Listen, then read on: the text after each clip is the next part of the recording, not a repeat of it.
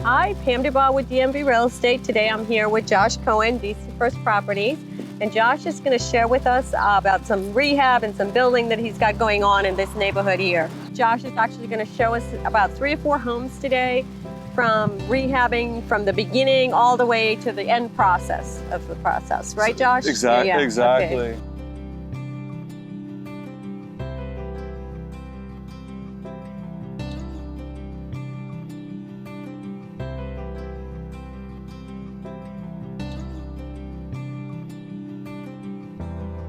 Josh, first tell us a little bit, I guess, about this home right here. So we've been building around here for about 11 years now, and what you're standing in today is sort of the classic definition of an emerging neighborhood. It's what we tend to select as a place to build is like a B or a B plus neighborhood that is in the clear path of progress. So for those that don't know, in a B or B plus neighborhood, you tend to find sort of middle income family, homes from the 50s like the ones behind me. So what we typically look for is a B or B plus neighborhood in the path of progress, older inventory that's highly desirable if it was to be redeveloped. What we're standing today is exactly that. Okay. And in that type of focus area, that's where we're able to create what we call affordable luxury homes. Homes that are brand new, but priced between $750K to $1 million or less. Inside the Beltway, good locations.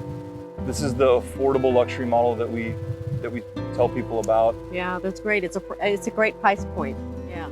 So if you're looking in like A neighborhoods like North Arlington, I mean, you're gonna buy a lot for $750 or $800, just the lot alone. Mm-hmm. So affordable luxury doesn't exist. Those homes are For that price. 1.5, 2 million and up when they're finished. So affordable luxury works in certain areas, certain price points. And when you combine that with like an emerging neighborhood, you sort of supersize your investment.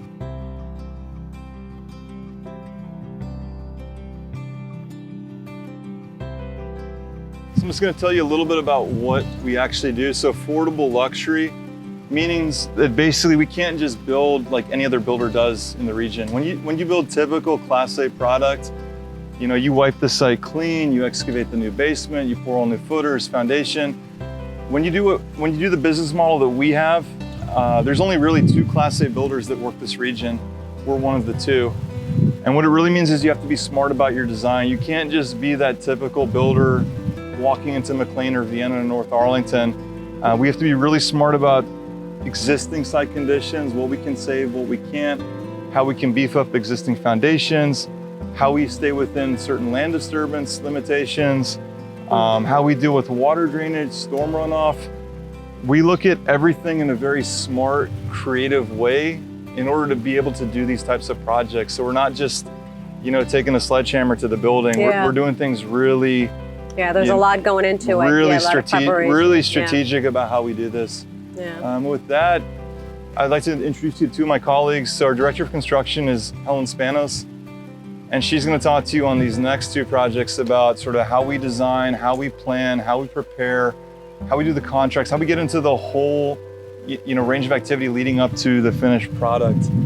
And also Mr. Richard Kranich, who's our lead project manager. He gets out there to ensure that company policy is being met, subcontractors do what they're supposed to be doing, that we build it to IRC 2012 building code, everything on the plans match with what we were supposed to do, all the scopes of work that Helen lays out. Everything is done exactly how we expected it to happen. So here I am with Helen, one of Josh's main great colleagues, and she's going to share with us about this teardown, this complete teardown that they have here and what they're going to be doing with it. So after we get the houses and we've torn them down to this point, we go in and we fix the foundation. So we basically beef up what we've already got, saves us a lot of costs on actually doing new foundation work. So in this particular house, we're actually going to add 2 courses of block all the way around to level things out.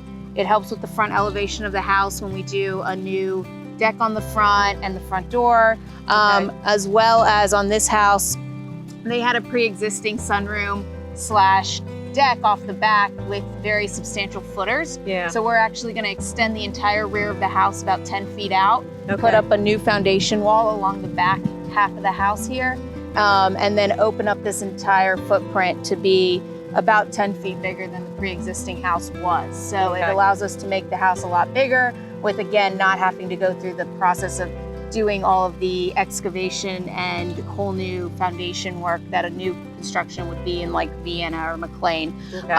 As well as if you can get into the hole here, you'll see that they had kind of jimmy rigged a sump pump system. We're going to be backfilling this entire area throughout the inside of this house, Mhm. and then putting a daylight drain to allow any water that gets into the crawl space to exit. So we found out after we demoed the house that Yeah. we could eliminate sump pumps Yeah. by just regrading and putting drains to the back of the Oh, yard. okay. So it Okay. again saves the new homeowner a lot of headache with not trying to crawl down here to check the sump Don't pump. worry about the sump pump. So well, that's good. all That's of actually this- really good. Yeah. So all of this will start this week, and in about a month you'll see new construction going up right here. Oh, well.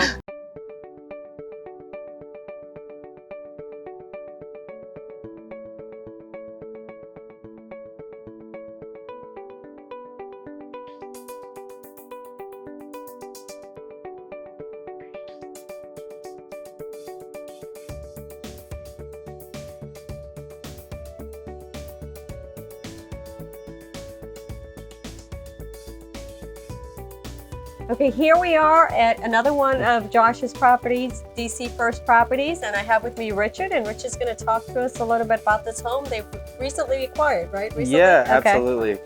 Recently acquired, and as you can see, it's in pretty bad shape currently, but this is kind of typical of the projects that we get in this neighborhood. You have a house built in the 50s, Mhm. years and years of neglect.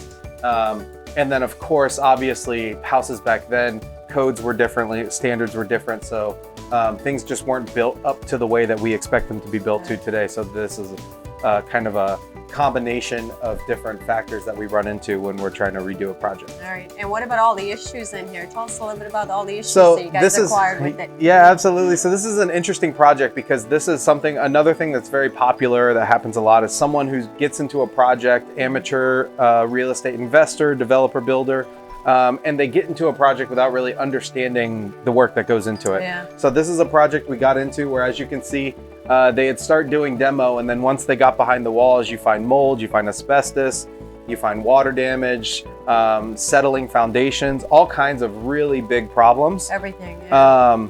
all kind of wrapped into one package. Even so far as to see the 2x6 trusses up here won't support a second story, even though there's already a second story up there. Oh, wow. So even the fact that people were living here, it's extremely unsafe. dangerous. It's Yeah. unsafe. There's water in the crawl space. So once you start to get into all of these issues, you realize that you really kind of bit off more than you can chew. Yeah. And then someone like Definitely. us who's used to seeing these problems, who knows how to fix them, we can kind of come in and then work through the process accordingly. And take care of it. Right. Take care of it. Okay, Richard's going to share with us about structures on the actual property and the garage and the shed.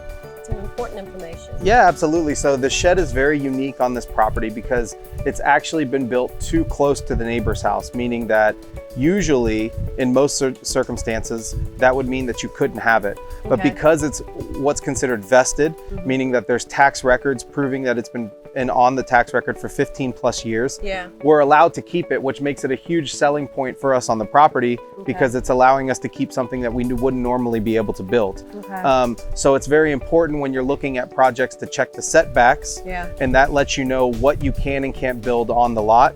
And then if those setbacks have been pushed, if the piece of the property is vested, you're allowed to keep it. You can change cosmetics, not the structure. So we're allowed to make this pretty and look new like the rest of the house.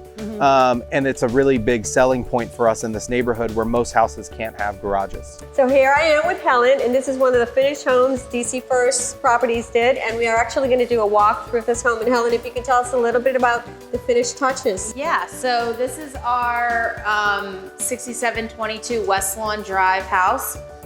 We just are in the final stages now, so as you can tell as we walk through, you'll see spots on the walls. They're still doing final paint touch-ups and everything else.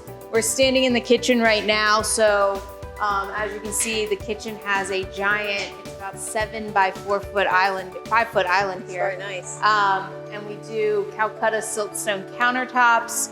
As you can see, we do all stainless steel appliances throughout the kitchen. Samsung, and then for this house we upgraded So we do glass backsplash, farm sink, Kohler appliance, or sink and faucet, large pantry, and then through the back very nice. door here, it shares the living space and the kitchen. We have a large backyard. So as we walk through, you'll see a dining area here, and then we'll have family space over on this side. So we've actually wired through for a formal dining area and actual living room right off the kitchen. All Nice of our, size. Yeah, all Very of our nice size. trim work has been upgraded on this project. As you can see on the walls, we did the wainscoting just to give it more of that craftsman style. Again, all recessed LED lighting throughout our homes. Yeah. The light bulbs are all LED, so very energy efficient homes that we're building. It helps with electrical costs down the road. You know, you buy a big house and then your first worry is how much is water gonna cost me? How much is my electric bill gonna be a month? So we've tried to make them as energy efficient as possible so that people can heat and cool their houses very efficiently.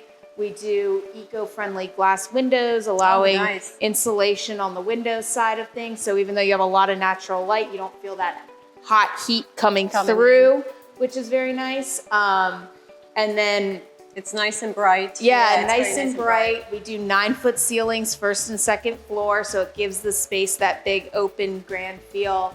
And then, of course, now like the style everybody's into, because apartments do it, condos do it, is that open floor plan. Right. So nice we and try open. to eliminate as many walls as we possibly can, and you create your rooms with furniture and accent pieces to define your living space from your dining space and so on and so forth. So yeah, it's got a nice, great open feel. This is really nice right here. This is really nice. yeah, so we try to, you come in through the front door, you've got a second bedroom, coat closet, bathroom, and then we just wanted to leave the back of the house as open and like grand as we could.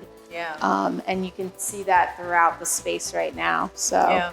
And like you were mentioning before, this is actually the same size as the one that we just looked at that was demoed. yeah, so the house that you saw previously with like the studs and the rotten floors and everything else, this house is actually a little bit smaller, but once it's finished, it looks about the same size. But that house was a good representation of what this house was before we did the work we did to Yeah. it. So we took this one down to the foundation, just like I showed did? you on Okay. the last project, and we went all the way up from the foundation level through to the roof. So Nice. everything, plumbing, insulation, walls, everything is brand new through and through on this house, just like the house we just came from. Yeah. Up front, through We got- after you come through the front door here, you've got a full bathroom here. So we like to put a full bath and a full bedroom on all of our main You floors. do? Yeah. Okay, that's a great feature. It Yeah. allows for anybody that has guests visiting, Yeah. elderly family members staying with them, the accessibility without having to go up and down stairs. Right. So we do a full bath. We do frameless shower glass doors on all of our showers. And then through here, you have a full bedroom. So Which is a great feature. As you get older, basically, you've got a full bath Yeah. and a full bedroom on the main level. So That's you great. could move from the master into the first floor Yeah. and not have to move out of your home because you Right. have that accessibility of having everything on the main level. Yeah. So a lot of times with the millennial buyers, they turn this into an office space or some kind of guest bedroom. So it works out that, you know, again, you have this feature on the main level here. Yeah, that's a great feature. And then Really on is. this house, because of some just reworking in the field, we have over here a full coat closet as you come in, but we kind of got a bonus out of it, and it's like a It's really walk-in, deep. a walk-in coat closet. Oh, so wow. Yeah, that's a great size You closet. know. Nice. So here we are in the backyard, and just tell us a little bit about the backyard. So This the is nice. backyard, we're very fortunate in this neighborhood. Most of these houses have nice big square lots. So when we got the yard, it had a lot of flower beds, a lot of old trees that were like half dead. So by cleaning it out, we've resodded it now, and you can Oh, see okay. how nice and square it is. We actually had a realtor come by the other day, and she said it would be great for a swimming pool. So Oh, I mean, okay. it Nice gives, size swimming yeah, it gives a lot of options to the home buyer as Yeah. far as what they want to do with the space back here. But Yeah. it's all new fence all the way around, so it's completely private for kids, pets, anything like that. And that's a standard that we do on all of our homes. So we fence in all the backyards so that you do have that Oh, that's good private to know, yeah. space for your dog or your child to play. So And it really is a nice sized backyard. It really Mhm. is a nice. Okay, so here we are in the master bedroom, master bath, master closet. You're going to tell us a Yep. little bit about that? So this is the master bedroom of this house. You've seen the other two rooms. So we try to keep the rooms as big as possible. So rather than squeezing like 4 bedrooms into an upper Right. floor, we like to put like the laundry on the second floor, Yeah. give the shared bath in the hallway a nice big open feel, and give the bedrooms a bigger space. So we like people to walk in and be able to know that they can put more than a twin size bed In here. into a kid's room or a secondary bedroom. So right now we're in the master.